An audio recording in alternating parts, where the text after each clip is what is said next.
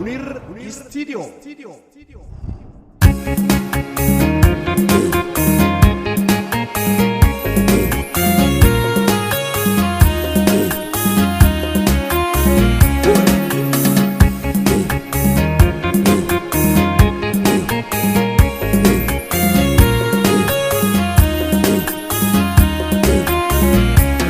Charraine hojjannu sakka ilmoo namaa yoo fayyaa qabaanne jahan guutuu qaama. Charraine hojjannu sakka ilmoo namaa yoo fayyaa qabaanne jahan guutuu qaama. Ambootti riskiinu hir'uus gamaanii beekni rakkumaa waada baafirraandes kannaa boruu ganamaa.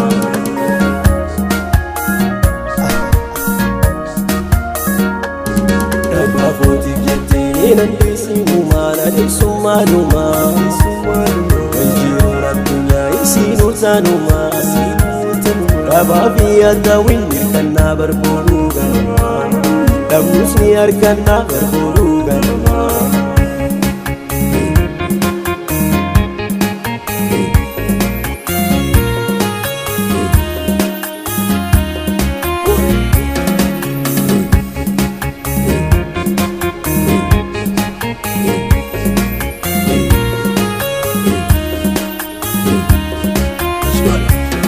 Jadadalum badingo jail monama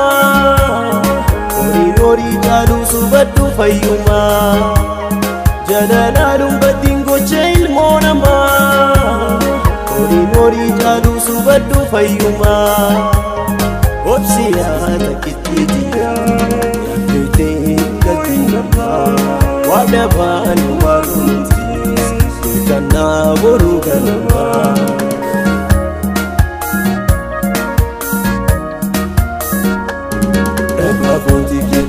Nandesumana desumanuma Kanjirura dunya isinu tanuma Rababi adawinni kanna barburuga Dabusni arkanna barburuga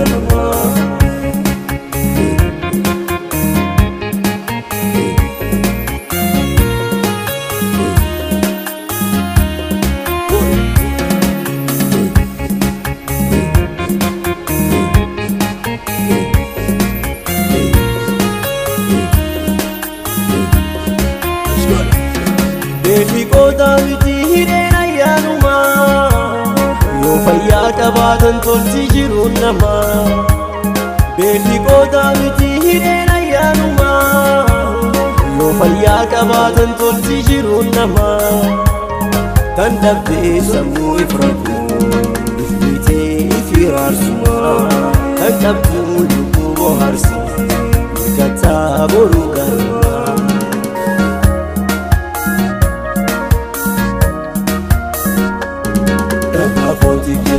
Nandesumana desumanuma Kanjirura dunya isinu tanuma Rababi adawinni kanna barburuga Dabusni arkanna barburuga